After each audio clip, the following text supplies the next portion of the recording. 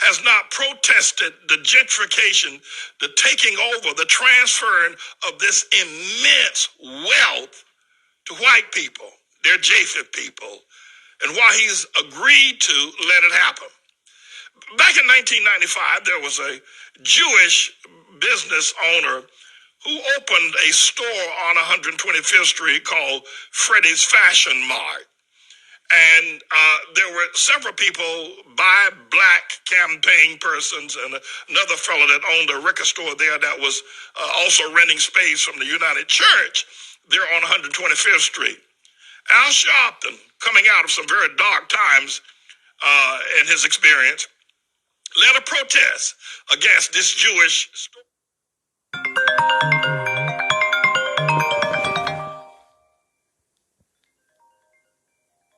Is this Scam Lackley? I don't want you calling me right now, Scam Lackley. Call somebody else. Hurry up now. Get off the line. There you go. Owner 2 weeks earlier, and they stood out there day after day handing out leaflets telling people how awful and calling this Jewish store owner an interloper, a Jewish interloper. Well, one of the persons that was involved in the march and the protest of with Al Sharpton against this Jewish store owner on 125th Street, when Al Sharpton was protesting against gentrification, one of these protesters came back a day later with a gun, went into Freddie's Fashion Mart, held everybody hostage, dropped a Molotov cocktail in a clothing store. The place went up in flames just like that. 7 young people, mainly Hispanics, 23, 19 years old, lost their lives. You know, a number of people lost their lives in the fire up in the Bronx last week, and 13 people lost their lives in a fire in Philadelphia. 8 people lost their lives. One of Al Sharpton's protest participants went in there, locked those people in the basement, and they suffocated. They were roasted. Their bodies were burned to a crisp. Al Sharpton. Later, Al Sharpton gets together with the owner of the store and some lawyers and others and cuts a deal that he will not protest any gentrification in New York if, now listen to this very carefully, because we have to go through the documents from the various newspapers to indicate that Al Sharpton sat down and cut a deal with the Jewish people and developers, and he did it at the Cotton Club. They gave him $800,000. Now listen to me very carefully. If you want to know why Al Sharpton has never led another march against a $1 trillion enterprise and what is the land grabbing and predatory land grabbing from black people and the increase in homeless shelters in Harlem, why Al Sharpton has not said a mumbling word. After Al Sharpton, and one can debate this either way you want, but most people know that Al Sharpton, his protesting led to the death of those 7 Latino workers, store workers, and also the death of the gunman who set out that Molotov. Everybody knows you can't prove it because the fellow who did it is dead. If he had not died, perhaps he would testify that Al sent him there to do that. But you can't prove it. But everybody knows it. Everybody knows that the depths of Freddie's fire on December 8th that happened at Freddie's Fashion Mart on December 8th, 1995 was instigated by Al Sharpton. Now, you can't prove it. And so you can charge me as saying I don't have evidence of that. But let me say this. Al Sharpton has never acknowledged, he has never repented for these deaths. Al Sharpton, these Latino workers in Freddie's Fashion Mart didn't have a chance. And if Al Sharpton had never marched, that follower of Al Sharpton would have never gone in to burn that place down. And yet today, Joe Biden calls him up.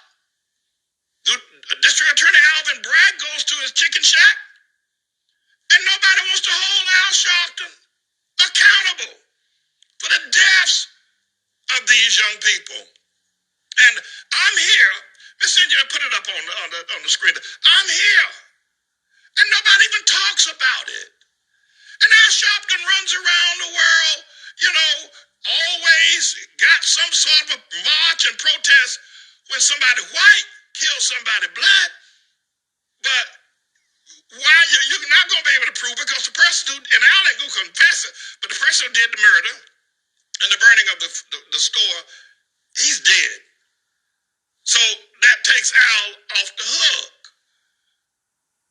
But why is it that the district attorney of the county of Manhattan is hobnobbing with Al Sharpton? Why is it that Joe Biden is using the National Action Network to hold a Martin Luther King Jr. speech? Why is it that Barack Hussein Obama comes to Harlem to kiss Al Sharpton's ring? Why is it a man who's involved in that? But that ain't all that Al has done.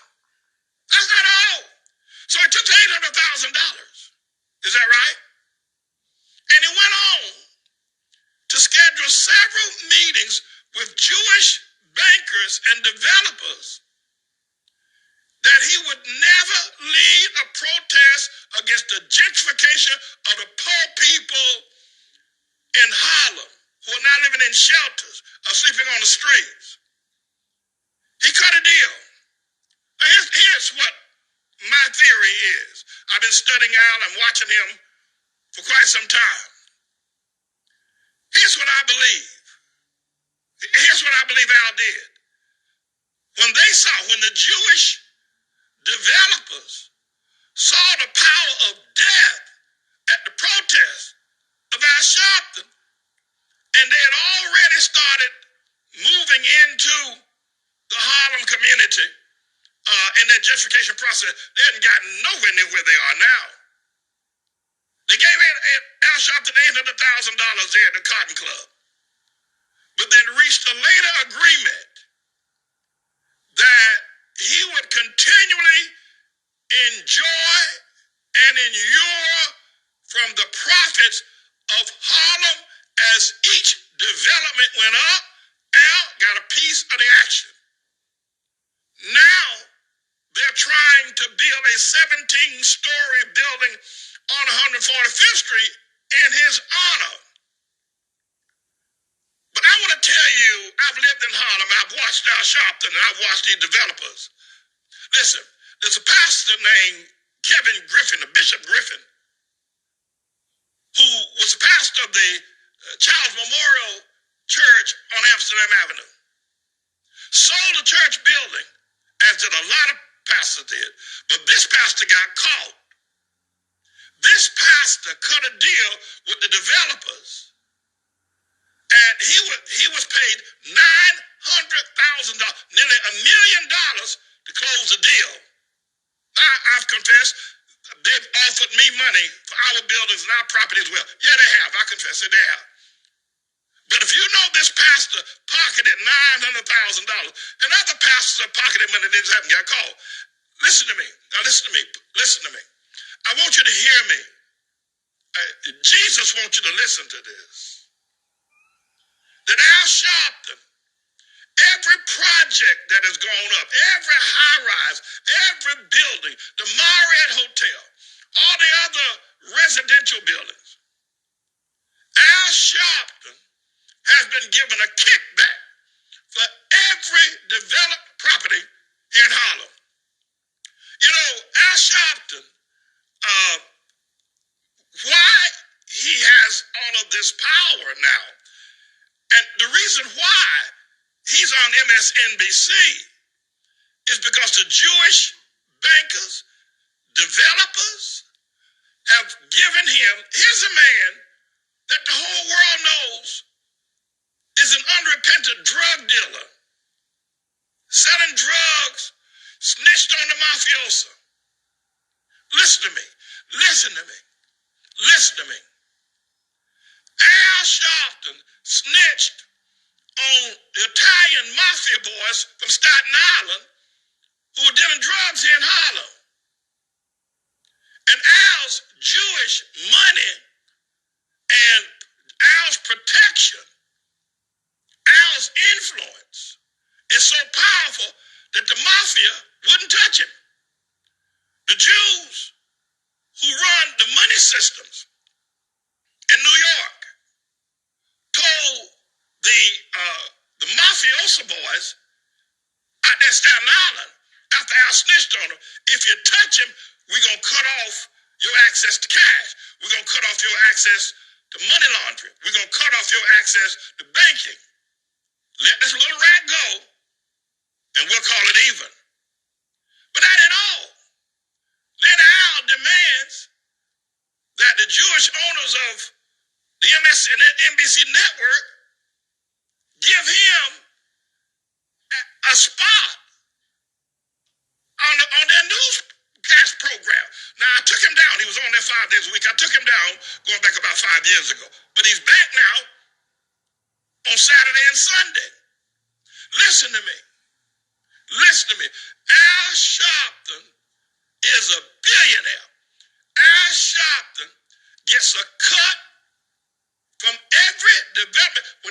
When the Jews saw that Al could create death, that he could bring people to march against them and their development after Freddie's fire, they said, let's just cut a deal with him, buy him out. And Al gets a kickback. Right now, he gets a kickback. And not just that, but then the Jewish people, then because Al helped them land grab Harlem. Listen, what Al Sharpton has done in helping the Jewish developers land grab Harlem will make what the Pilgrims did in buying Manhattan with $24 and some bees look like a birthday party. What Al's done. But not just Al. David Dinkins, who's now dead, the late David Dinkins, did the same thing with Columbia University. Now, David Dinkins didn't have the kind of, we'll burn down your store. We'll burn down your employee. We'll have people afraid to come to work for you. David Dinkins didn't have that kind of power. But he cohorted with Columbia University and was able to talk all the mom and pop stores on West 125th Street and Broadway to sell their property to Columbia University. Now Columbia University owns all that property. They just paid $84 million for the old Fairway supermarket plant right there on the Hudson River and 125th Street. Now, that was David Dinkins. So when this was going on about 15 years ago, David Dinkins was prostituting himself for Columbia University to get the people to sell their property. We had a meeting, Community Board 10 or Community Board 9, I forget which one it was now. David Dinkins, I was in that meeting. I spoke at that meeting. Lee Bollinger was in that meeting. David Dinkins got up and was trying to convince the people and the community board that this was a good idea to sell their property and let Columbia University build all that area there south of Manhattanville houses, right on the coast of the Hudson River, the end of 125th Street. David Dinkins got up and said, I'm your first black mayor. They said, boo, the hell with you. You a seller. They booed him for a half an hour and they wouldn't let him talk. They wouldn't let David Dinkins, because they saw that David Dinkins was doing then what Al Sharpton is doing now, pocketing money to Bob Harlem. They got a cut. I got up in that meeting. I spoke in that meeting. They didn't boo me. They let me speak. But my friends here, you have to understand something, and I'm going to let you go. Al Sharpton had become so powerful with the Jewish money, and I don't say that because I hate Jews. I'm a Zionist. What do you mean by that? I believe that God gave the land of Israel to the Jews in the Bible, to Abraham, took it away from my brother Canaan, and said it was the land flowing with milk and honey, and that's where I stand. I stand with the Jews. I stand with them. I preached in Jewish synagogues. I run with Jewish people. I'm not a Jew hater. I'm just telling you, Jews got money. They got influence. Listen, all these people running around here the other day marching and protesting and marching and trying to get Voting Rights Act and all of that, carrying on. Listen, all that ain't nothing. You ain't got no money, you ain't getting nothing. And everybody knows it. But thing I want to leave you with is that Al Sharpton is getting paid. Al Sharpton is a billionaire. Al Sharpton gets a cut every time you see a development or a crane going up and a building being built. Every time you see a new development be happening, Al Sharpton's getting a cut. And not only that, because there's no leadership, they're tearing down churches. And first, these Jewish interlopers, that's what Al called them, if you don't mind. At first, all they were interested in just apartment buildings or brownstone. Now they've gone for the churches. They've gone for the historical sites, like the Lenox Lounge. They'll be going for the Apollo if it wasn't a landmark. They have these Jewish developers are sparing no mercy whatsoever. While homelessness has increased in Harlem, like you will not believe. We've never seen homelessness the way it is now. And not just men being, it used to be in the 90s, just men homeless. Now you got women and children homeless because these developers are coming up here, taking all the property, pushing the indigenous people into shelters. That's what they're doing. And Al Sharpton is getting a cut. Now, they've gotten bodacious. They want to now build a twin tower on 145th Street, naming it the Civil Rights Building in his honor. I mean, come on. I think this is going to be the straw that broke the camel's back. Listen, friends, there needs to be an investigation into this. Al Sharpton's on MSNBC, a program called Politics Nation, where he hosts a 1-hour broadcast on Saturday and Sunday at 5 o'clock. It's a scream. It's a joke. MSNBC ought to be ashamed of themselves. They ought to be run out of town. Al Sharpton on there, he can't read. He can't read a teleprompter. He sounds like a quacking duck when he talks. He looks like an idiot sitting there. He looks like he's dried up like a prune, look like something that's come up and swept all over. And MSNBC ought to be ashamed of themselves. First of all, activists should not be also news reporter. You're going to be either one or the other. But that Jewish money talks. It talks. And for Al Sharpton to give away the mom and pop stores, give away the mom and pop houses in Harlem, has landed that boy a job on MSNBC. Now, I took him down a few years ago. I took him down. And because he was doing 5 o'clock, 5 days a week, I stopped that. I took that down. But Al Sharpton, people, how does MSNBC get off knowing that the New York Post labeled Al Sharpton as a rat? They call him Reverend Rat. They also post, and it's public news, that Al Sharpton coordinated with the FBI as central or confidential informant number 7 and ratted out the mafia, and the Jews came to his defense. What is this? When are you people going to wake up? When are you people going to wake up and see Al has sold Harlem and everything that is going on, he gets a cut. He don't even live in Harlem. It's too dangerous for him. Al can't live around black folk. It's too dangerous. But this has got to stop. You know, this Al Sharpton sale of Harlem, there needs to be an investigation. We know that community boards, you know, sometimes they take a little kickback. They take some money under the table. Construction, the people take money under the table. Bankers take bribes to build buildings. They don't know whether the person can fill the buildings or pay for them or not. We all know that goes on. We all know that goes on every day. But here, I got one other thing for you. You know, Barack Hussein Obama, him too. Him too. He and Al Sharpton tied in 2 peas in a pod.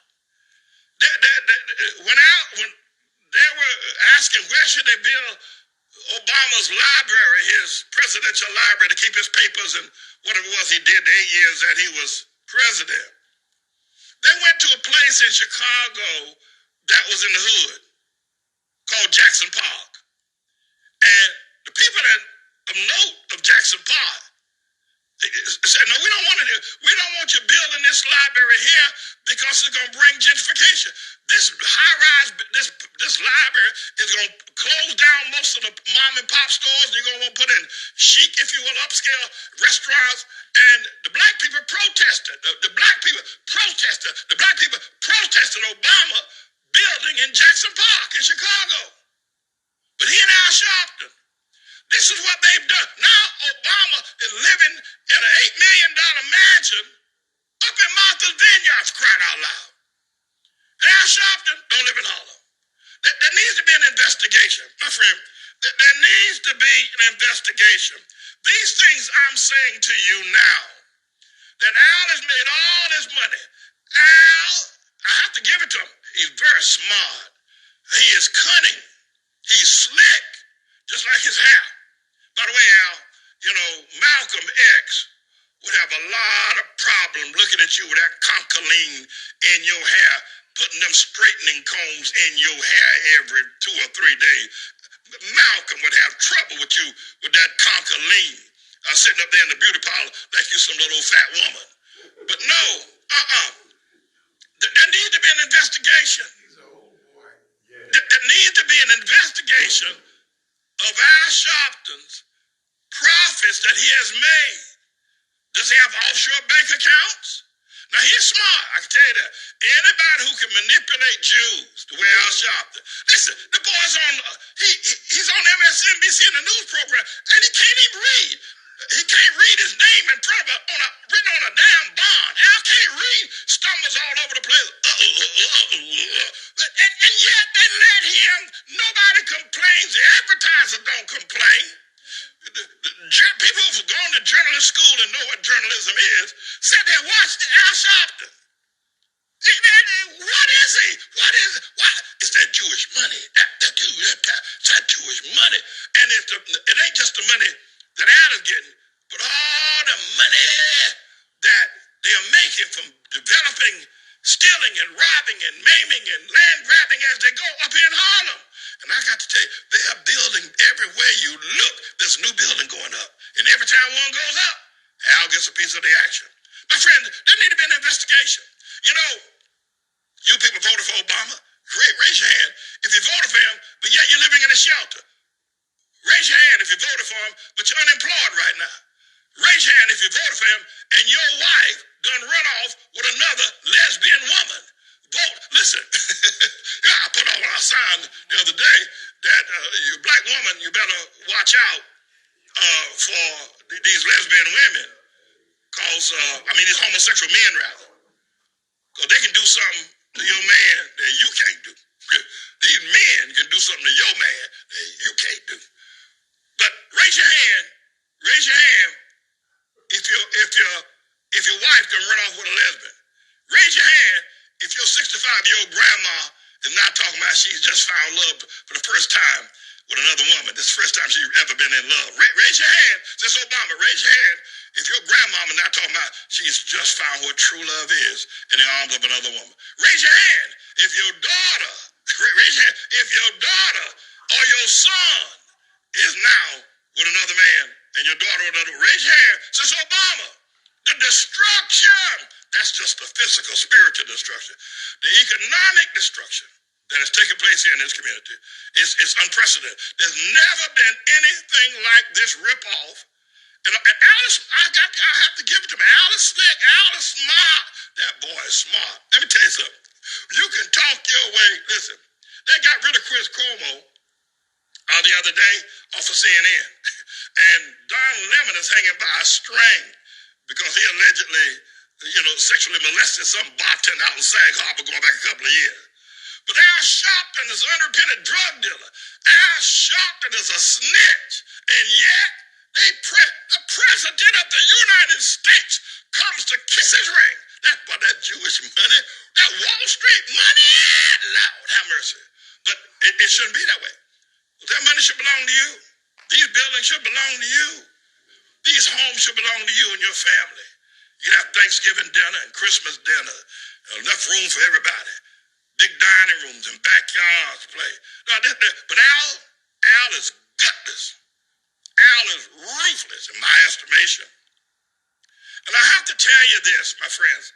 Y'all have let these liberal media, LGBTQ, and the pension-nosed Negro is the other thing.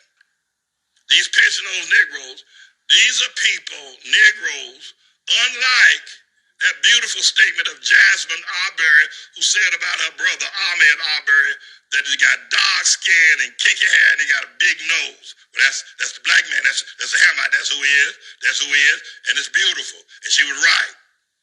But there are a bunch of Negroes running around who want to be white.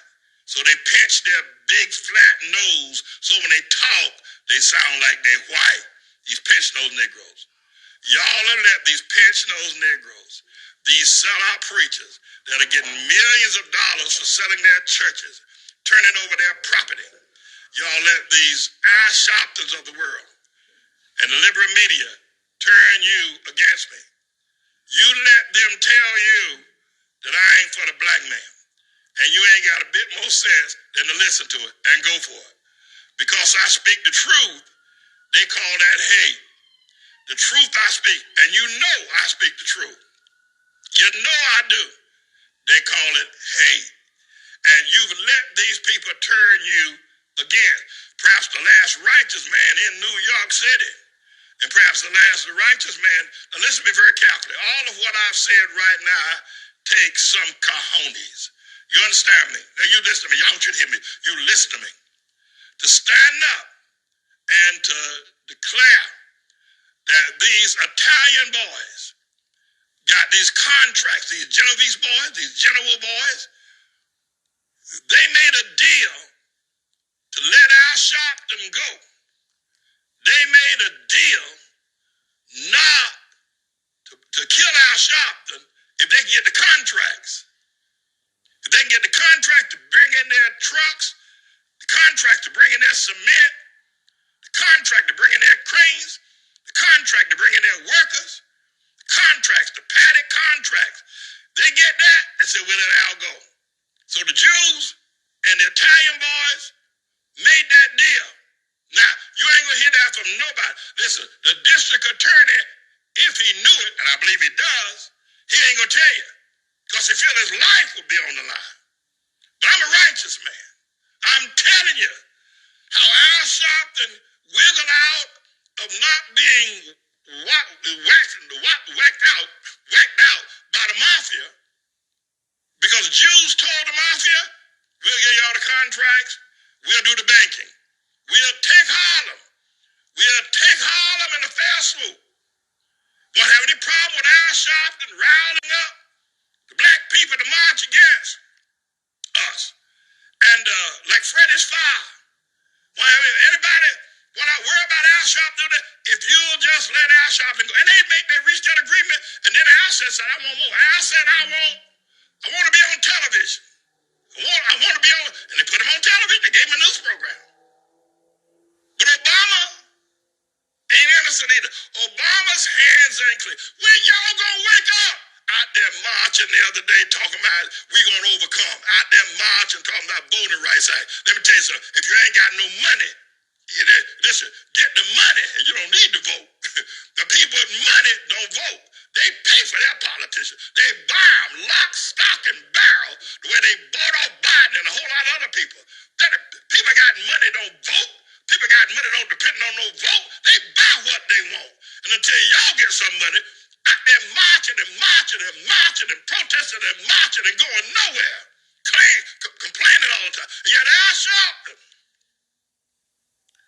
Listen, for me to say this, I'm not trying to, pat myself on the back for having said it. But you need me. You walk by this church, you let these white people tell you to hate me. You let these people in the media to tell you to hate me. You let these LGBTQ people tell you to hate me. Why do you do that, brother? Why do you do that? Why are you listening to them? You ain't got nothing. They got everything. You ain't got nothing. I'm trying to help you. I'm trying to show you.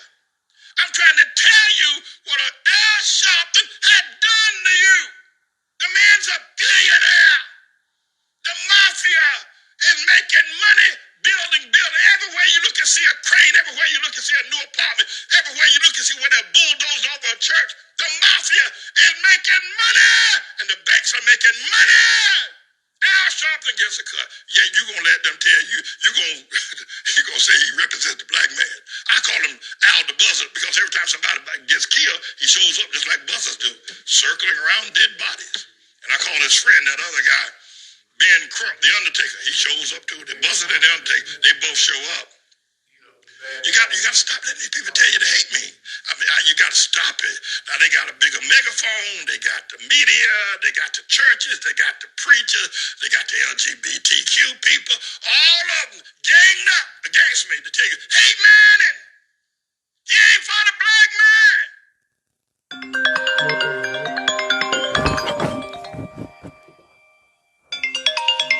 All right, Scam Lackley, what you want? Scam Lackley, what you want? Get off my phone. This is the brother. Hello, nothing. What you doing on my phone? Get on off this phone. I just heard a preacher you ought to hear jumping up and down. That's why I'm talking like this. Now get off this phone right now. And don't call me no more. You hear that? It says Scam Lackley. What kind of scam you got? What you trying to sell? Huh? Now the cat got your tongue. You know what that means? You might be young, I don't know. The cat got your tongue. You know what that means? If the cat gets your tongue, it means you can't talk, of course. Something got your tongue and everything else. Have I paralyzed you? I didn't talk to you so funny you can't respond? You froze something. You sitting up there froze. I thought so. Big dummy. And you listen to him. At any rate, I think that the inequality that just on basis of if none of this was true, and you've been around, you've seen enough movies, you've been around long enough, you see how business deals go down back, you see how lawyers, you see how they cut people's throat, you see how they steal people's property, you've seen that. That's all I'm telling you. What is so hate for the black man about that? You've seen them do it. You know they do it. You know they're sellouts. You know it. You know that black people sell each other out. You know it. You know it. Yet you let these people don't go to that church. Don't go nowhere near him. Don't let your children go to that school. He ain't for the black man. I tell you, if this wasn't so pathetic, you'd probably rather have 4-stage cancer than to have the mind of you people who think Al Sharpton is for you. And I swear, I'm gonna let you go. This don't make no sense at MSNBC. I swear, if I were a New York journalist, New York Times, Washington Post, Wall Street Journal, Fox News, MSNBC, CBS, I would all go on strike until they get rid of Al Sharpton. He's got no business being in the journalistic class. He got no damn business being there. Got no business. I mean, he's a boy preacher. He's still a boy. And he ain't no preacher. But me, I'm James Everett Manning, everybody. I'm the Lord's servant. And don't you ever forget it. Let me just say this. I don't have a dog in this fight. I'm not a Democrat. Definitely ain't that. I'm not a Republican. Sure enough, stomped on ain't that. I'm not a liberal. Ain't gonna never be. And I'm not a conservative. I'm not that. I'm not a red boy or a blue boy. I'm the Lord's servant. Listen, I'm not here in support of Joe Biden and Camelback ain't Black Harris. The last thing on the planet Earth would be I'd be supporting them. I'm not. I don't have anything kind to say about them. I'm not here in support of Trump or any of the Trump supporters. I'm the Lord's servant. I ain't on nobody's side. I'm on the Lord's side. Let's be clear. All right, don't be calling me a Biden supporter and I done flipped the wig and this, that, and the other. I did endorse Trump. I'll admit that. I did, but not now.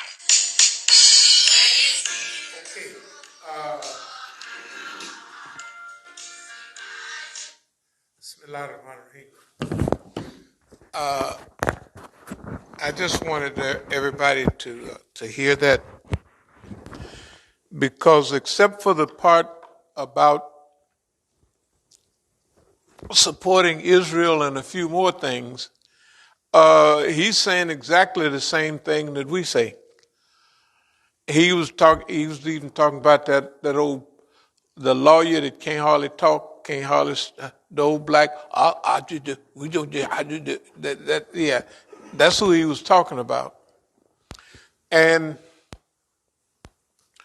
although he was making it more humorous, see, it's not him or me or you or all of us and them.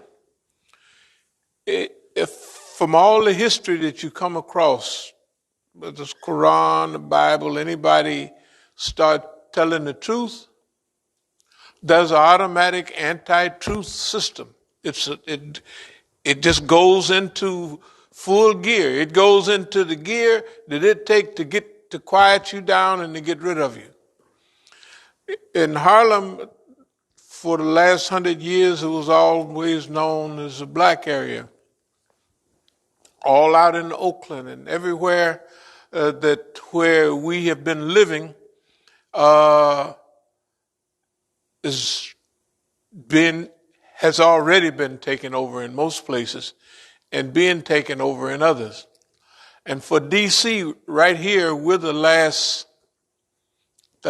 outpost. And you could see that they would like to get everything that we own here. You could tell over on 8th Street that they building and they have built, and the one group of people that got behind on their money, somebody gonna buy them whole strips of houses up there. And I think they've been exposed so long, they'll have to start all over probably. If they'd have got them within a year or so, they might have been able to paste over that. The point I'm making is this.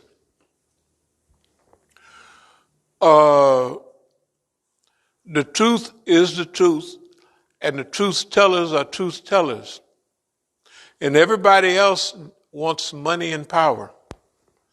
And the numbers will always be like that. Just like this preacher was saying, they say this is about y'all, and that, about me, and this. Okay, the story is the same. It's no difference. It's no difference. That don't mean he ain't got his little thing going on somewhere because he's a preacher. That don't mean that he's got to be bad, but there's something going on somewhere. Where us, it ain't nothing going on nowhere but what we say. And in people's lives, they have a chance to choose in a clear way sometimes. Sometimes people just muddle along and they go through, they do this, they go to school, they get a job, they die and they dead. Every now and then you get a conscious choice, to choose, hey, I'm going to do that. Okay. It was never a time when I made that decision to be on the right side. But I've always been on the ethical side. That's why we were so successful in Oakland. Everybody knew it. It just was okay. So ethics or morality is not a problem. That was a couple of times when you're younger, when you are being tested beyond your ability at that time, and you recognize it. And that's why I would leave the country. Because I said, this stuff here is some stuff going on, I haven't got it yet. And I knew it. So I said, I started planning way ahead and collecting money. Cause since I was very rich, like on the movies, a guy don't have no more money, and then he got to pull one more job. I already knew from watching them movies, you won't get me like that. So I always had money, but I went on a collecting spree. For instance, I was in the federal court in L.A., and I had this guy, actually his name, he was a Jew. Barry Tarlow was my lawyer. because I asked the people in Oakland who would be a good lawyer in L.A., because that's where I got the case. And they mumbled around. And my lawyer in Oakland, he told me, he said, you out of our jurisdiction, we can't do, long as I was in Oakland, they got it covered. But when I go into L.A., and now I'm going from state to the feds, it's out of their hands. But the case was a setup. And I said that they went through all of this to set me up that way, that I said, hey, I'm going to pull back and take me a picture of this stuff. So anyway, in the meantime, I had got something in the letter from the federal government. That you can show the envelope. It's one of them brown envelopes with the color paper they would have going. So the federal thing, you had to have cash bond, mostly, a lot of the feds. So I put up cash bond, then I said something crazy to the judge, and he put another addition on it. Now, $20,000 was like $200,000 now. So I had to give him another $20,000. That money is adding up. So I got ready to leave, so I went around and collecting, big chunks of money. So I went back, when I went to the court, the last time I say, Your Honor, that little 20,000 you added on the bail, which should be like 35,000, that would be like 350,000 now. But they would charge more than they charge millions now for what I was arrested for. But $35,000 in 1971 was like it was worth 10 times, about 12 times as much as what it is now. So anyway, so I said, Your Honor, I had my good behavior on. I said, I don't, Lord knows what I was thinking about the other day. I said, could you give me my 20,000 back, that I got to pay the federal government. I don't have to pay them nothing, but I had a government envelope, and everybody knew what's it. And I just held, I said, I had to pay the government back $20,000, and I just gave y'all another $20,000 on bail. I said, would you release that? He said, well, you've upgraded your behavior or something, the old dumb thing. Yes. I was laughing inside. I was going to leave anyway. It didn't make no difference. So I got that money. So I was going around collecting money.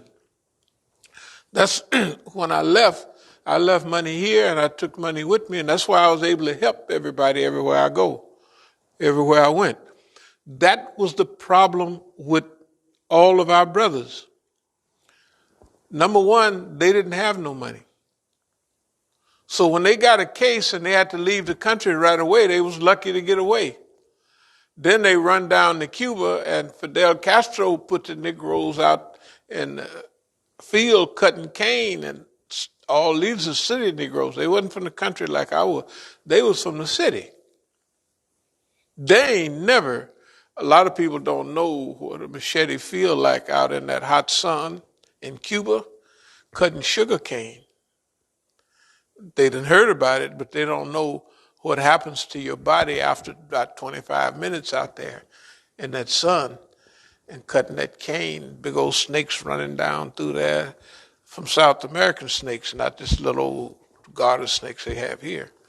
They running up and down there, So anyway, that's the way they got away. I didn't get away with it like that. Shoot, I got away first class flight. You know what I mean? I just left.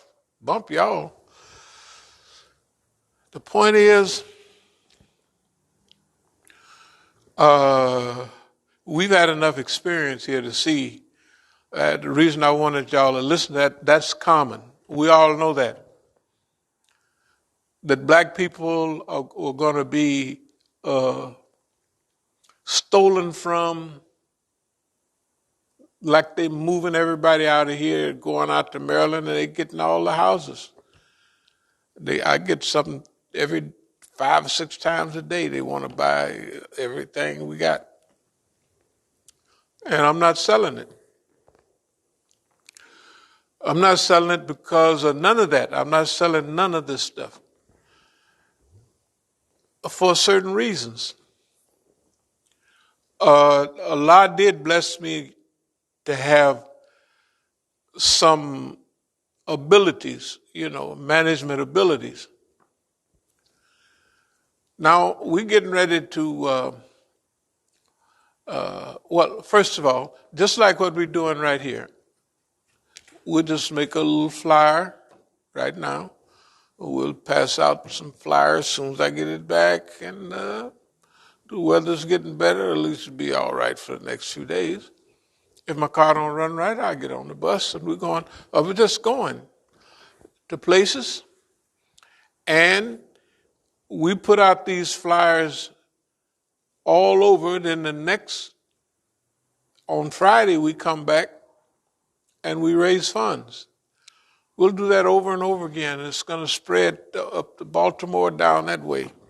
We're just going to do it. I don't know what the people, as soon as we start doing this, that people disappear. There's a couple of more people would come here to programs. The minute we hit the street, they don't make it anymore. They was tired before too, if they had a job. Or what's the name used to sit over there in the plane right there. Maybe it got a little cold. But he was sitting over there and he would leave that heater on, like if he just left turn the heater on, and when he was sitting there, and then he would turn it off. I came in there after him a couple of times and the heater was on. So the next time I just took the heater and put it in the house. I said, you got to have enough sense to know that heat over there is hooked to this heat here. And if you turn on the lights and the heat with them little things, that costs money. So we don't have to worry about, we got so much time to get where we're going to go that by the time we get there, we'll be professional at what we're doing. So if it's just us, we'll do this. If they don't want to come, they can stay where they are. The point is, whoever we get, we're going to still be black when we get there, and we're going to still be independent. You can't change one of them. You can't change your color unless you do like Mike rub stuff on you. You'll look like a coon. I have a relative that's black as me, at ultra skin tone cream, or they call it bleaching cream, different names. And the Negro don't want to spend too much on his hands. His hands is black. Niggas' eyes, you can't put it in your eyes, it'll burn them. So, niggas look like coons. Yes, they do. They look like a damn coon. I said that you be light, same color as I am, right around here and stuff, and your eyes is black. I said, that's a damn coon there, brother. Not that I'm saying brother, but it's that close. Anyway, look, I know or I don't know, but I feel like some of the things that we're talking about here could feel uncomfortable sometimes, but it ain't. It's the nicest thing. I'm only talking from experience. I have lived and had the best of everything they got to offer. The best cars, the best money, the best clothes, the best everything. I already had it. And it ain't good as what's going on now because of the environmental circumstances. By the time you get that money, you have to turn into an Al Sharpton. You have to turn into a Hollywood person. You know what I mean? You have to be that. And they all crazy. All the ones that I knew was crazy because the environmental circumstances of their wealth. Okay, I'm not sure, but I have a feeling that nobody would vote themselves into what we're doing. They wouldn't want the job. So the job we have is fine because nobody wants it. It's the best job in the world. It is just the best job in the world. You can't lose with it. So the reason I wanted to listen to that is the guy made stuff a little funny, but it was all true. And any of the faults that even a guy making sense like that has is we're not impressed by the Jews. He has a serious fault. Whatever you do, you got to have money. If you don't have money, and the Jews got the money, and therefore I'm a Zionist. I am a Zionist. All old Negroes were Zionists. They didn't know, because go down Moses, way down in Egypt land, tell old Pharaoh, let people go. And everything the Negro ever heard about that was those are the good people. They didn't know that the Hasidic Jews was against Zionism. They didn't know all of that. They're finding out now. I'm saying all that to say is I know that, I know what we're doing is right. I'm certain of that. I'm not, but the time we're living in is different than past periods. The time we're living in right now is not guaranteed. Like you can't say, well, in 15 years when my children get through school, You could have said that before. Because if a person's a certain age, maybe all their kids got through school and they jumping into something that's temporary. All of that's temporary. The stuff to come, nobody has no idea what things are going to look like in 10 years. Don't talk about 15 or 20 years. We have to do right now. Us, and I'm talking about us right here. You can't count on the Negroes. You can't count on them. Either they crazy and don't know, they bought in. Masjid al-Islam is this. Masjid, you come here, you don't find none of that. None of it. So I'm still pushing the concept of let's give it a shot. Because at a certain time in life, when you think about the future, just look at it now. Does Boss Man have our families in number one spot? We're thinking about them. Is he? Does Boss Man even know a certain people exist at all? And if he do, does he care? And if it's anybody thrown off the boat, who will pull the first number?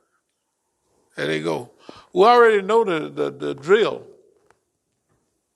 So, but also, just like when there's this bad stuff going on, there's also the good.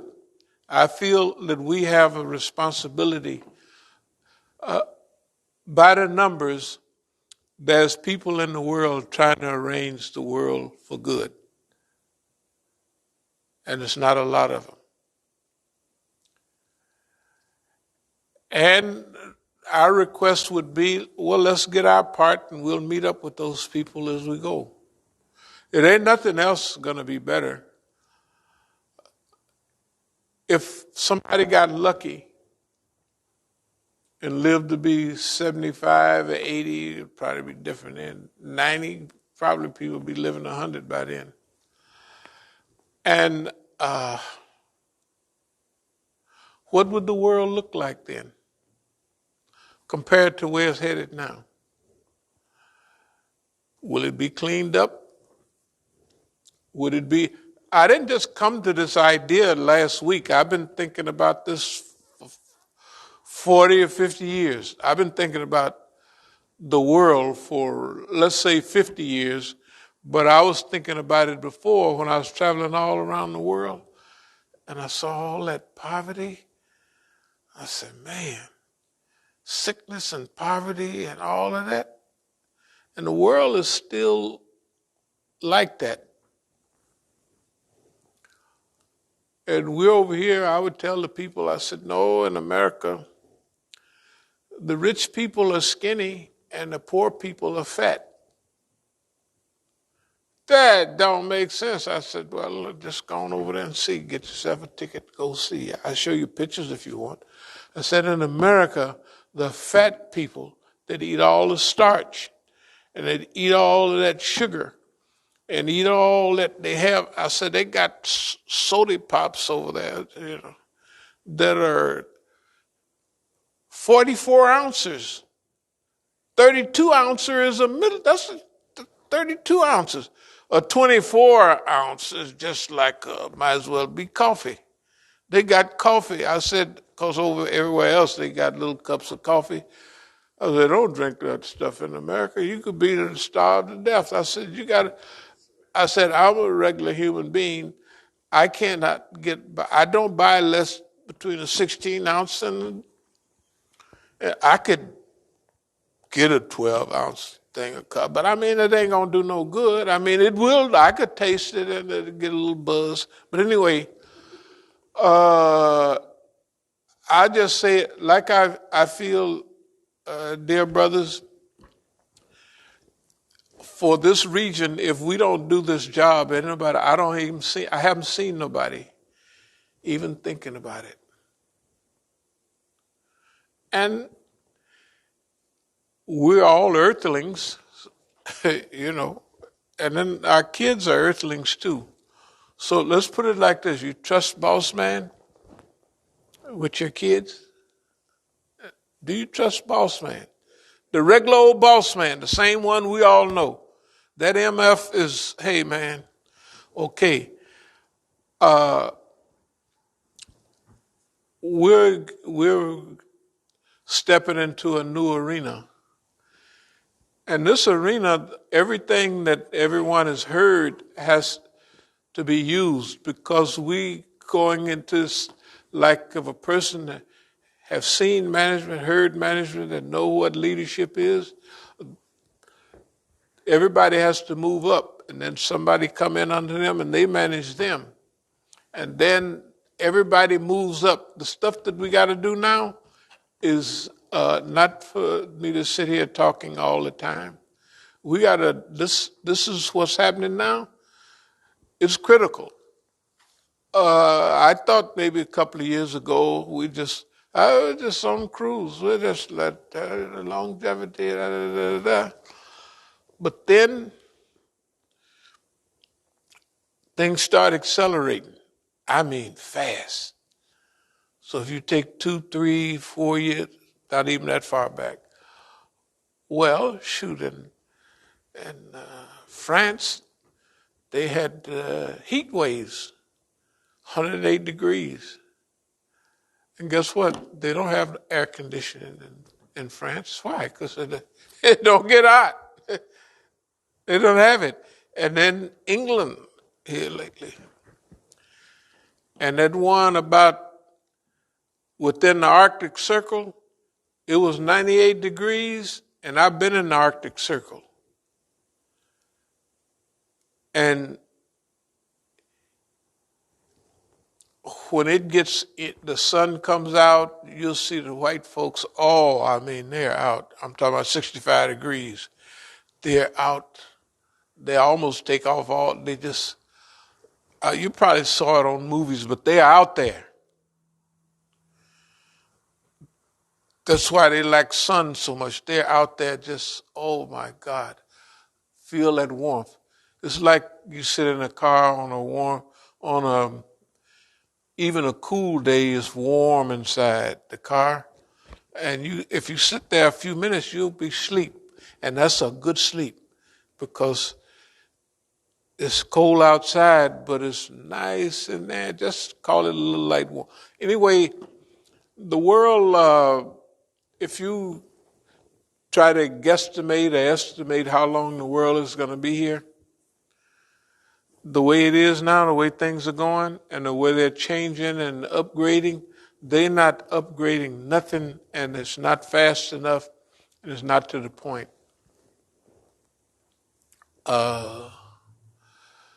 So,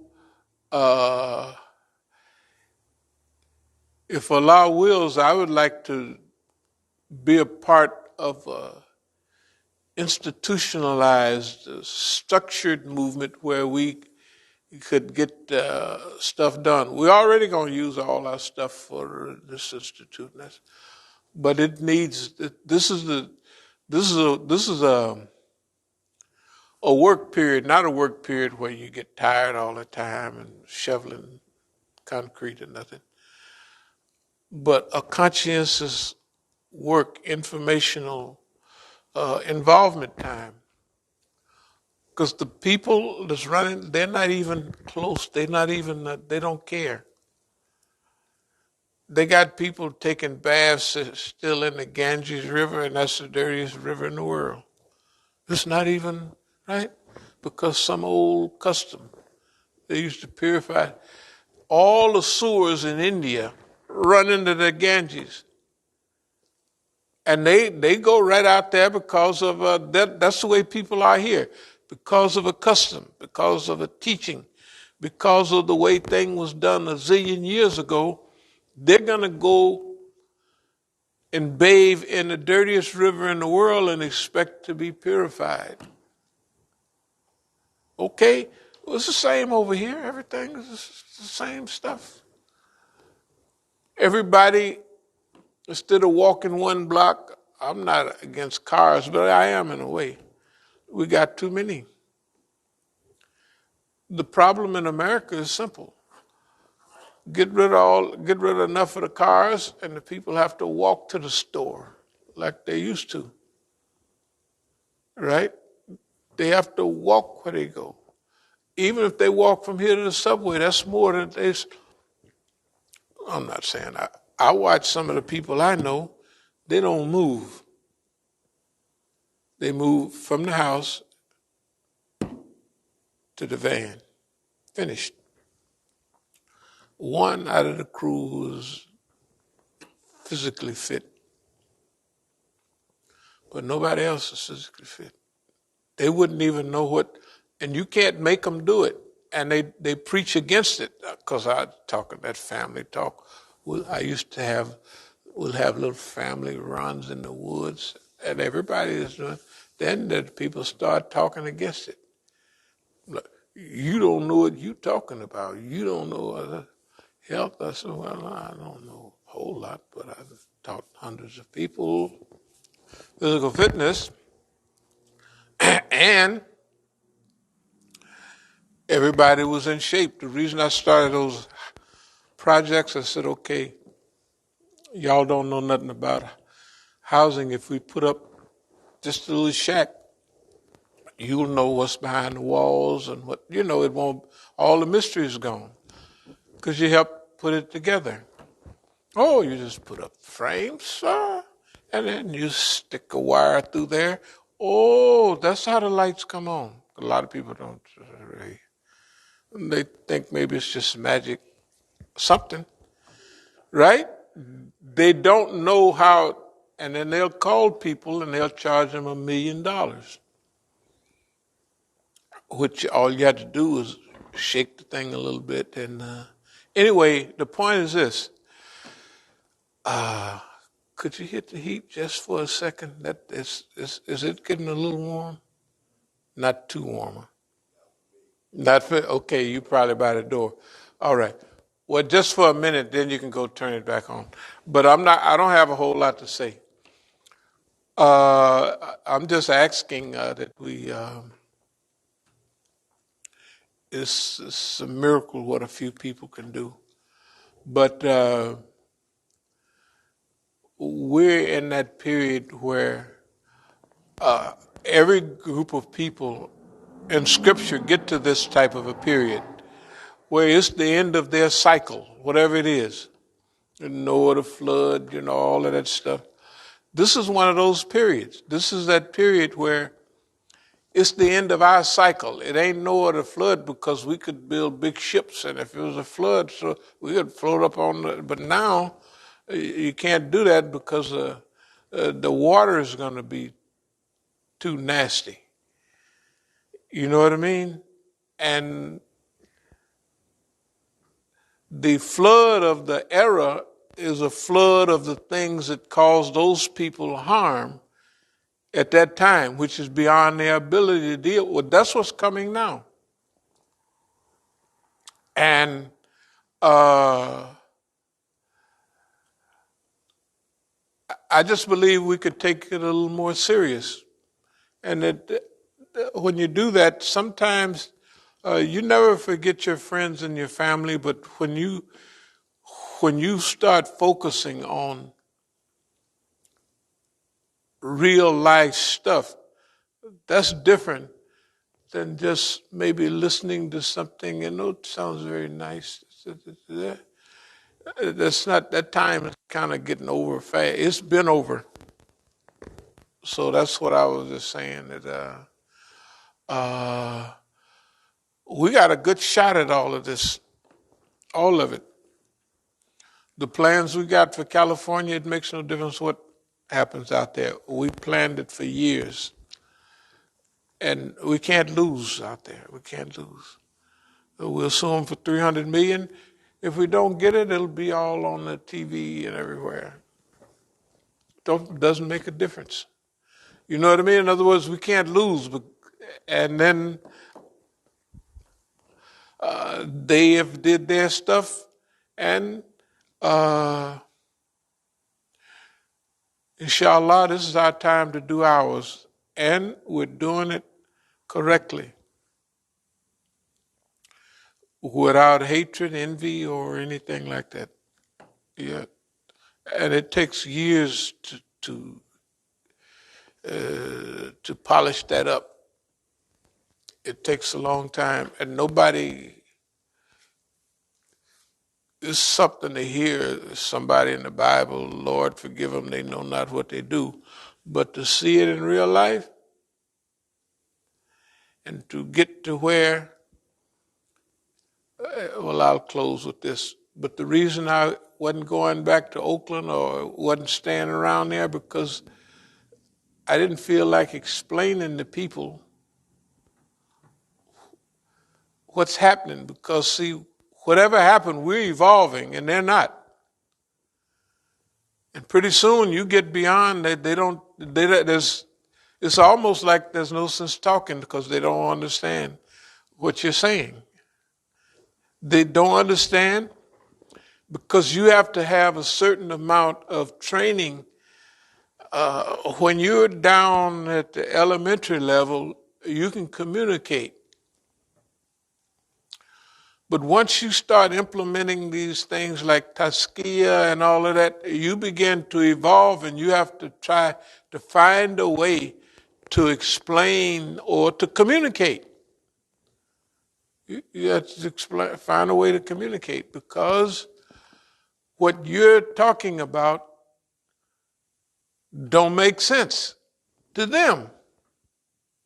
And them is 97, 8% of the people, right? Them is damn near everybody.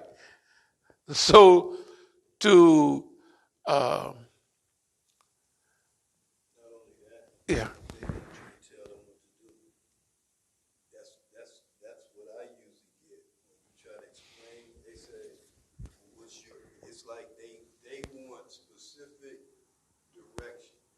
But even the solution is evolutionary.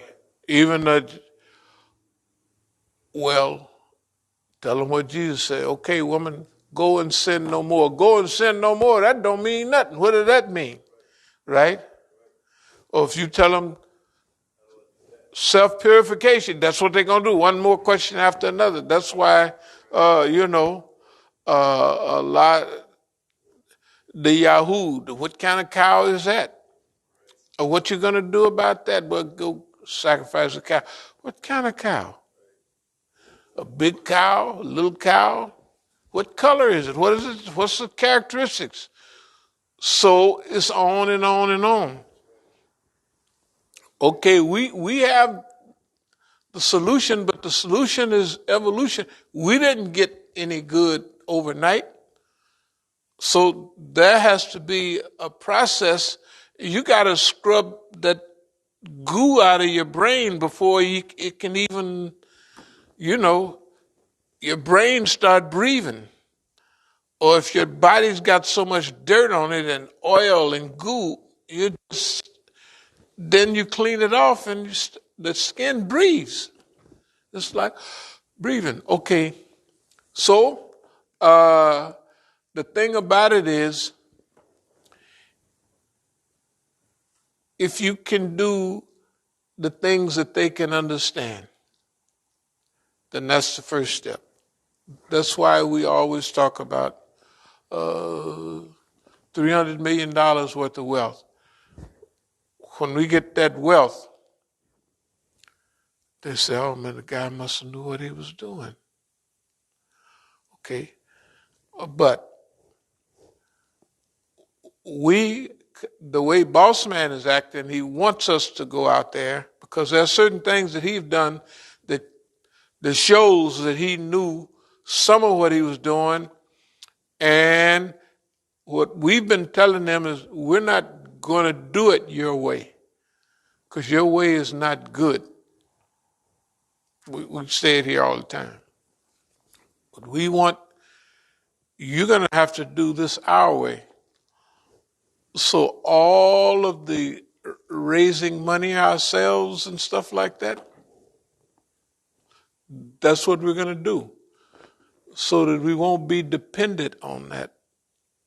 And nobody will be able to say, you started this because you already had big money, right?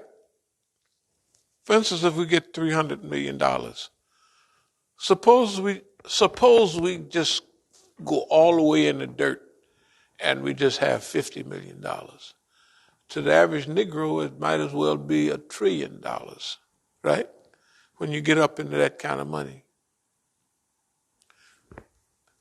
They have to see us doing what we're doing right now visually so we can explain it to them. This is what you do. You demand, if what we're doing is right, we're going to demand that they have to do what's right. We're not Sharptons. We're not all them other niggas. We're not taking nothing.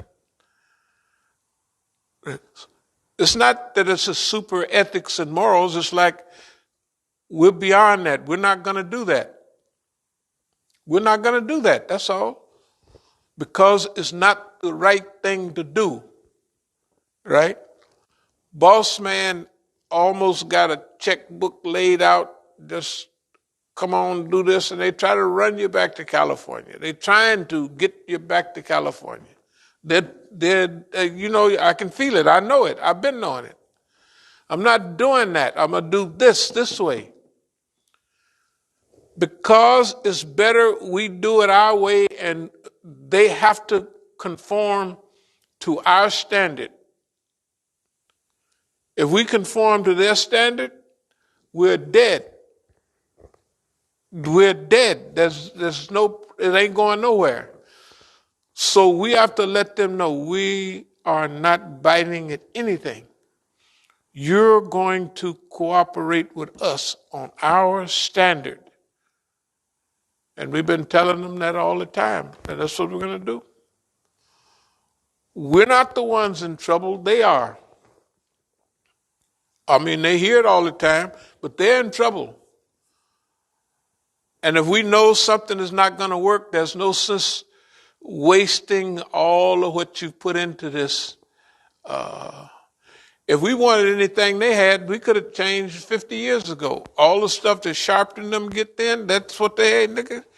You know, you could have all of that. In fact, half of the stuff was coming our way. They was down in South America helping put the package together. They was there helping. It was just clear. I knew that when I was there. I told one of our partners, and I'll close, a couple of years ago. I said, you remember when we was in Mexico City? We had brought some cocaine from South. So you remember we was in Mexico City? And we was walking, we was out that night just getting around, getting a little air and stuff. And then a couple of women got behind us, and then we made some turns this way, that way, that way. One was white and one was black, because he knew very well who they was. Because he was involved. I didn't have to know it then, but I knew it pretty much. So I say, you remember that within a half an hour, we had that lady up in our hotel, and we was strapping her up with cocaine to take across the border. I said, do you think I would have done that in 1/2 an hour? If I didn't know she was the police and she was there, they was following us and he looked real like, what else a nigga know? Well, I know the whole show. You know, I understand the whole show. Anyway. No, it's just clear. That was 50 years ago, easy. It was over 50. It was about 50 years ago. You know, okay. This is the same guy that said, I'm on the big end now. You know, and my sons, this is a joke, a family joke, you know. I'd call them and say, well, da-da-da-da-da. They said, Dad, I'm on the big end now. That means I don't have to do a job. I'm on it. Because the guy, we're sending him the blow and stuff, and he's up here where you collect all the money.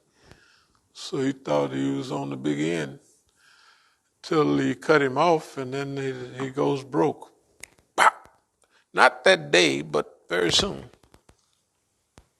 Because all them friends and all them cars and everything you buying, the people gonna leave after that stuff. If you can't keep it up and you ain't got all that blow to share with them, they gonna leave. The human being is gonna leave. So anyway, the point is on this stuff, I wanted to listen to the Sharpton stuff because it's similar to our situation. Everybody say the same thing about us as they say about anybody trying to do right. And anybody that's not taking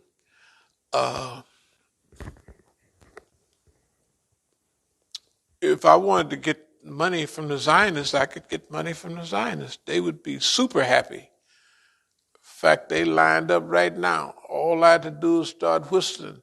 How much would you like? You know,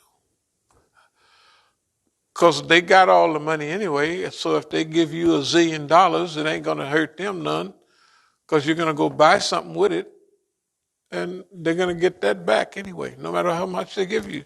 That's the way they got it hooked up. The last thing is, it feels sometime, I guess if somebody got into this kind of newish like, it'd probably be a little uncomfortable at first. It might be downright scary. It would be. It'd be kind of scary, unless you're trained for it. But after you do it and survive, you won't be able to stand nothing else. You almost, you know, it's like war. Some people go to war and they get addicted to all that stuff.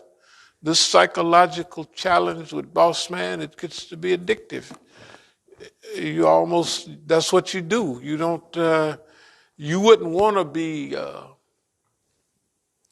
retired somewhere with a lot of money. What would you do? That ain't no fun. It's other people's fun. And they get that. They work at the post office. They get their Cadillac with their Vogue tires, and then they die. The government counts up all of that. Let's see. Wouldn't you like to do that extra? You go stay with us a few more years, and then you're going to retire. I don't know. Somebody was telling me at 87%, something like that. That means you're getting almost your regular salary. But they didn't count it. The niggas live 2 years beyond that. The average person, if they go up there, right? They'll live 2 more years. So we'll drain all the energy out of them now, and they're going to live 1 year, 2 years. So a few of them are going to last 4 or 5 years. But they done already counted up their money. They're just the government. They got all the statistics. And the Negro don't know, yeah, man, I was going to retire. What is the retirement? Maybe he go back down to Carolina. Maybe it'd do like my ex-wife. When she retired, she went to Hawaii, and she was telling me that she visited the Arizona, I said, yeah. Of course, I know that Arizona. It was been down there since 41. She went on a white folks tour. She was in the white folks' office. The white folks, not the white. She was the head of the whole office, the judge's office. Now, when they have a combined office of judges, and she would coordinate the whole office of secretaries and all of that. Big job. I just figured, well, they gave the brother so much problem, you wanted to have a good job, so with no trouble, you work for the police, work for the judge. Can't have no problem there, right? That's what people do. I wouldn't work for the judge. They wouldn't want me there. But anyway, so just let's think about it. I have this right here, and I will try to semi-explain.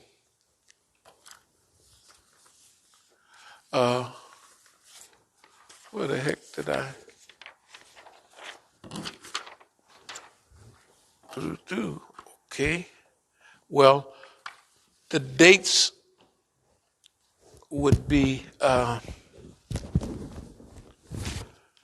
we have, is this dumb calendar?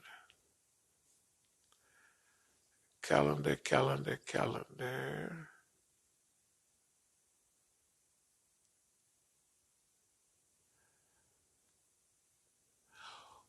Okay. So, I think I got some of the titles here. So, we'll have a program this Sunday, so it'll be the 6th, 13th, 20th, and the 27th. I'll just write them on here. 6th, 13th, 20th, 27th.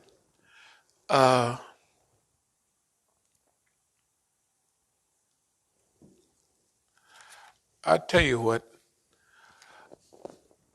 I got this stuff not haphazard, but the stuff would go like this. This would be the number 1 hadith right here. Okay, yeah. Whoever sees an evil, and none of that. Okay. And I scratched out number 2 so it would be number 3. Wondrous is the case of the believer, that everything is good.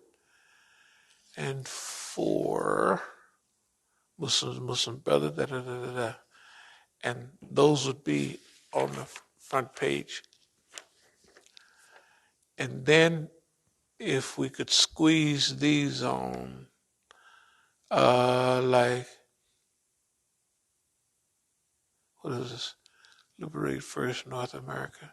So if we put these on there, okay, and these on there. The one with the X's next to them, or the line? Yeah, the exit and the line. See, exit, and it would be this too. Okay. But you could do a mock-up, put a picture. This is gonna be. We could put Black History Month. Black History Month. So the dates of the program would be Sunday, dinner is served. Just kind of put one of these together with a picture, and it's going to be 4 programs though. So we have a program on the 6th, and we have dinner. We have a program on the 13th, and we'll have dinner. We'll have a program on the 20th, and we'll have dinner. And we'll have it on the 17th, 27th, and we'll have dinner. And this, we shall, with Allah's help, challenge the Zionist, American, Saudi, global mafia. We are committed to the human liberation process. As-Sabiqun liberation.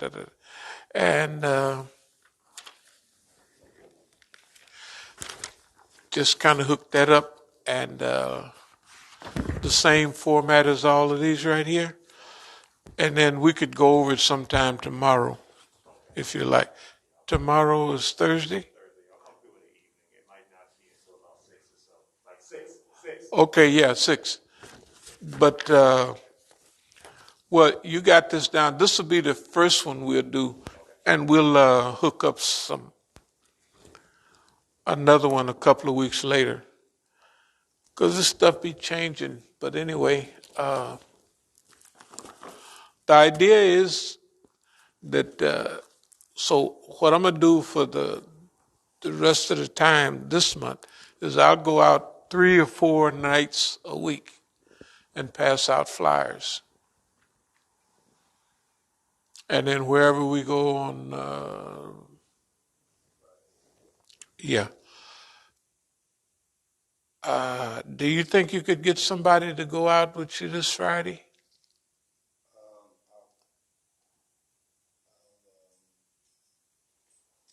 Do, Yeah, I got it.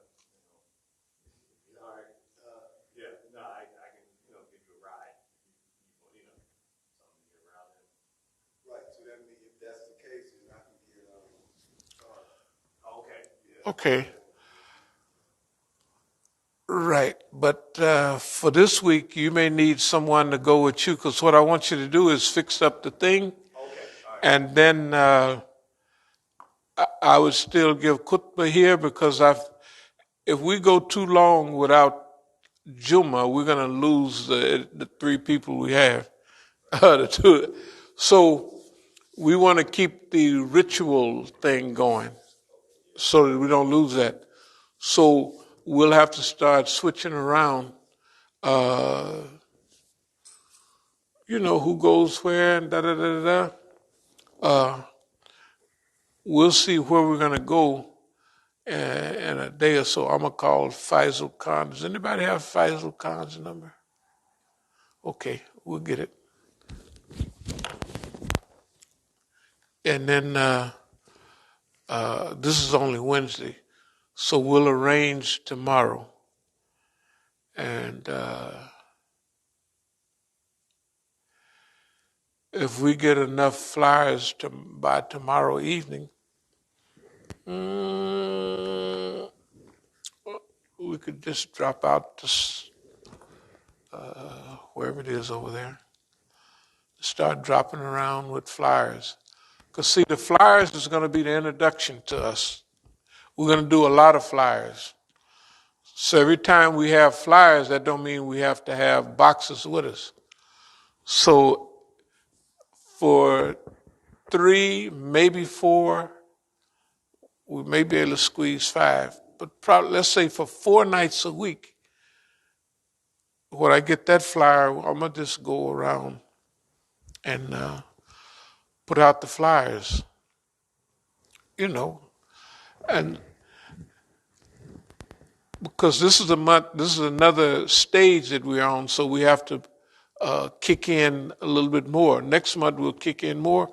By the time we get around to Eid, or by the time we get around to Ramadan, it won't make no difference, because if we're going to go out every night during Ramadan, we're going to eat up zoop, zoop, and shoot on out.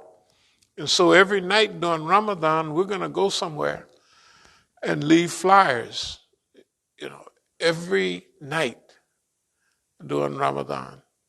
So no matter how many of us it is, they will be familiar and will tell the story about who we are, what we're trying to do. You know what I'm saying? So that way, and remember, the reason we want to do this is that we're working on our own terms. The government thinks, well, you won't last much longer because we've been counting your money. We stole this much, we stole that much. We've had your family steal so much.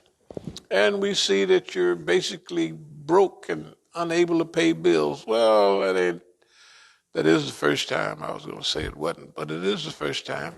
But we're still going to get, it's just healthy for you. We'll just have to raise more money. Here's the thing, that we're going to do this our way, not their way. I don't care what they do. Because psychologically, we're ready to sleep under the bridge, so it don't make no difference. When you're ready to do that, you're ready to do that, even in the winter. I knew it when we was out there last week, and it was cool. Of course, I wanted to get in the car after a while, but I stayed on out. It was actually cold. It was good training. Another 2 weeks of that, that's it. It's all over. No, that we're ready. The thing about it, we're different. We're going to do this the way we want to do it. The whole show.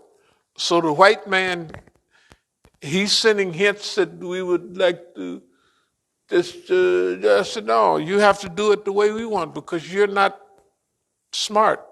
You're at your decline stage. You don't make good decisions now. You don't make good, right?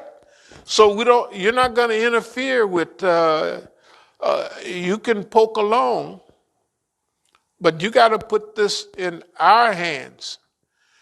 And if you don't, you'll just lose it for sure. Because they're not going to hold on to it. They're not going to do it. It don't work like that. So that's our attitude. That's not arrogance. That's a holy boss. We love everybody. But you're not functioning properly. You're not functioning properly. And whoever you got, whatever, you telling them the wrong thing. And whatever you telling them, when we're not around, you telling them a lie. You're not telling them how it's really functioning. They putting out, they're in bad shape. The news is saying it. They're in bad shape.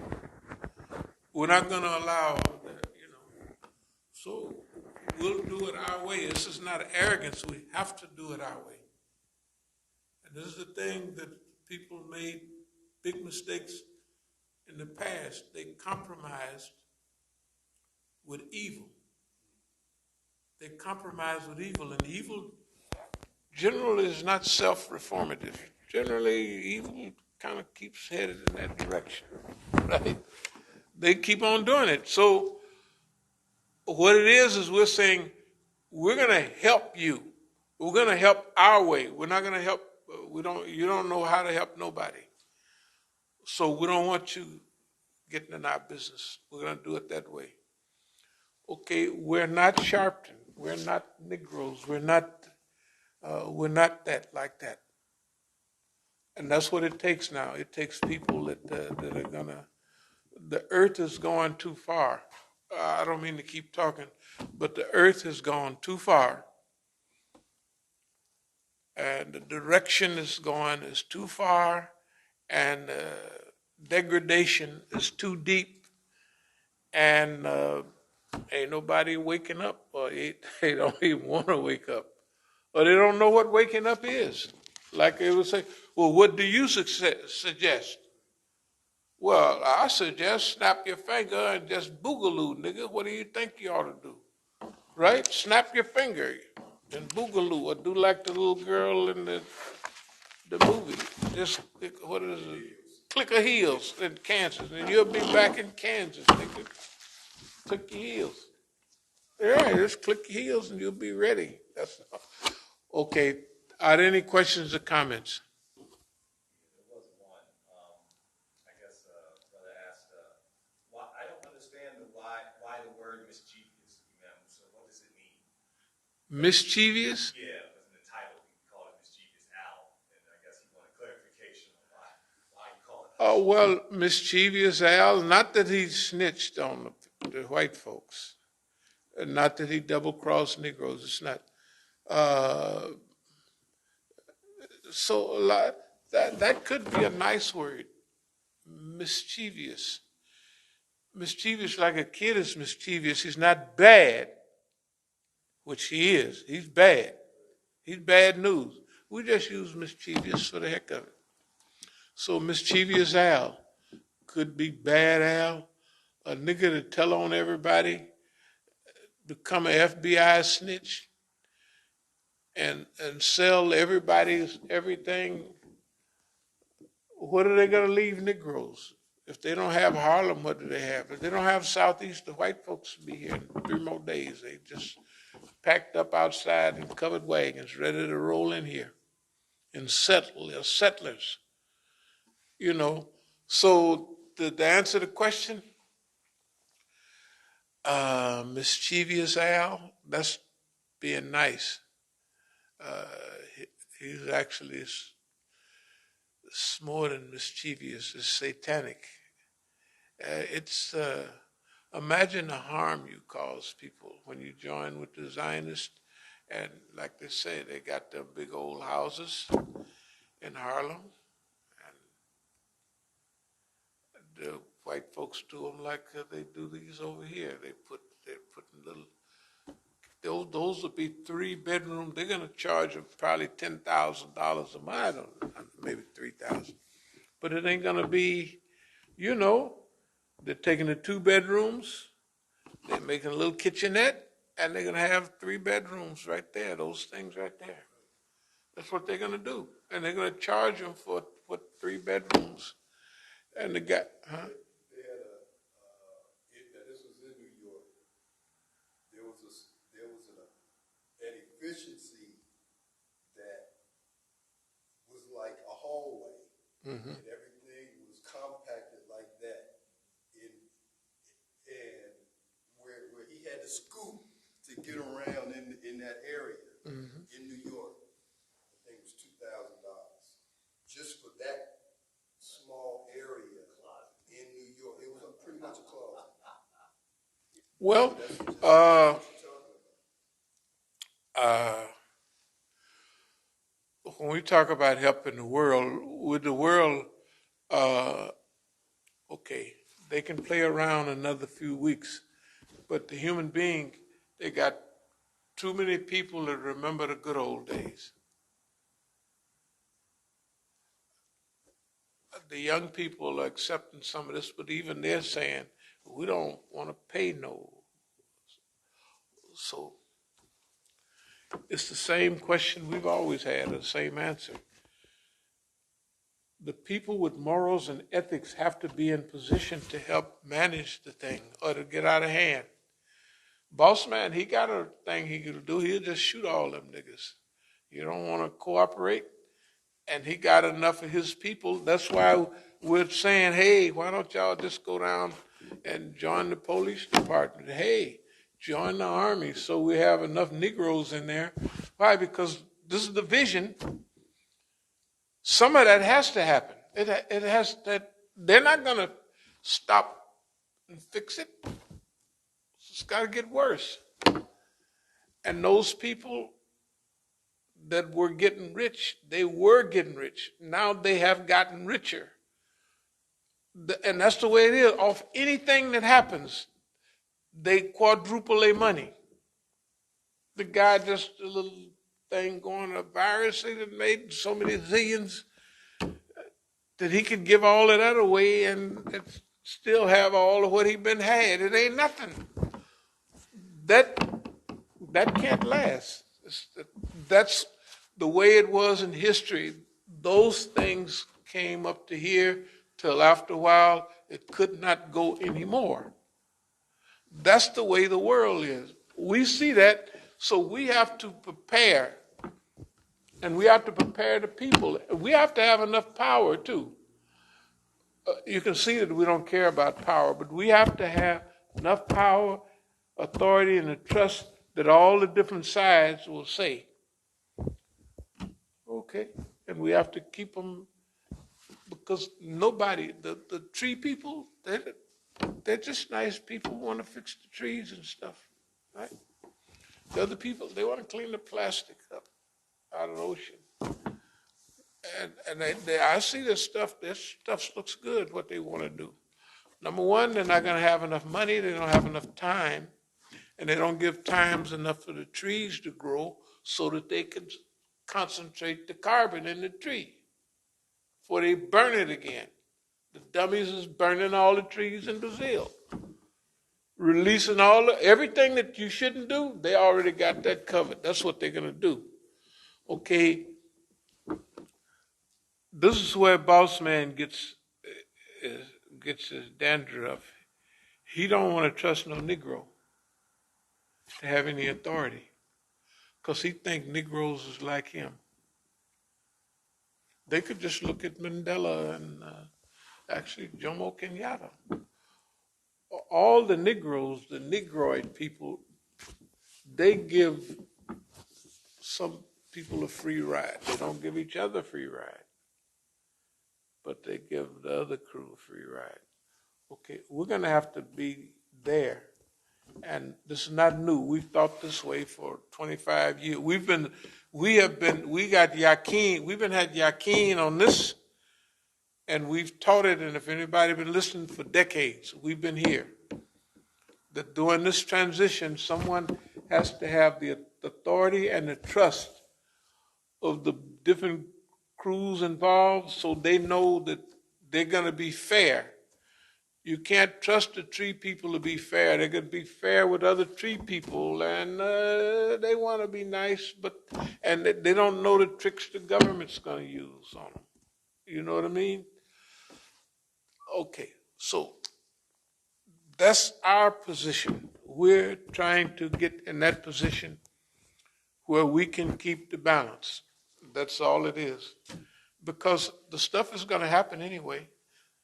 You know, if they're so smart, stop the stuff from happening. If the white man is so bad, stop the stuff from happening. You so bad, boss man, stop it. See how, stop it. Stop the stuff from happening. Yeah, he can't do it. The earth will have to have time, and the people will have to have a period of adjustment, and it have to be this thing we talk about all the time. Kindness, love, and all that stuff. I even hate to say it because it don't sound, that's lovey-dovey stuff. Who's going to listen to that? Well, we got to do it. They think they're going to do it? Absolutely not. Because you can mislead them with a little bit of, throw something in there on the nigger side, and the niggers will get up and, I told you them white folks. You know, okay. They're going to have people that got the balance, that they say, hey, how about we, and they're going to have to be trusted, so they will have to have been through so many things visibly that the people trust them. I believe that's our job, and I've been believing it's our job. So anyway, the longer we wait, the further it's going to get out of line. Yeah. The further it's going to get out of line. Yeah. Because nobody got it. I don't see nobody with that perspective. Have anybody seen anybody that's looking at the world kind of like that? Although that's the way it's going, it has to go that way. It has to fall apart. Maybe it won't. I don't know. I wouldn't mind if it didn't fall apart. It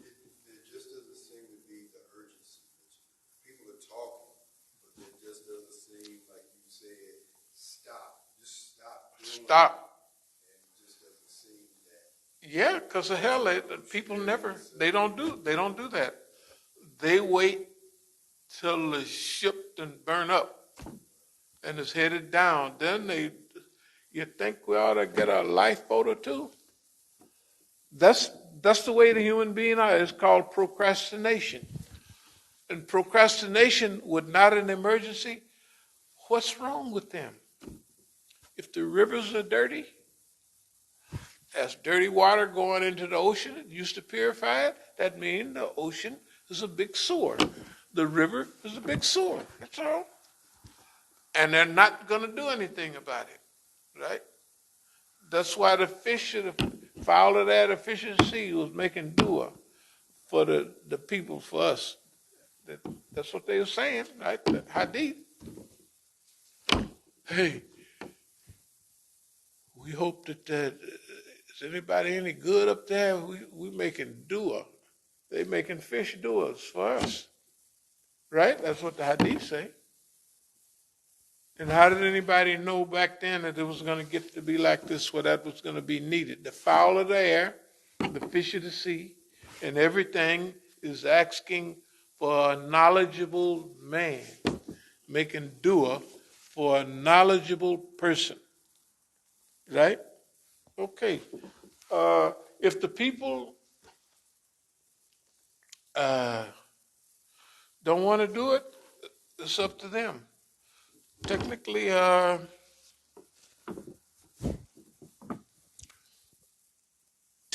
the things don't. This is an emergency, but out of the emergencies in history, only Nineveh, one place, they kind of paid attention.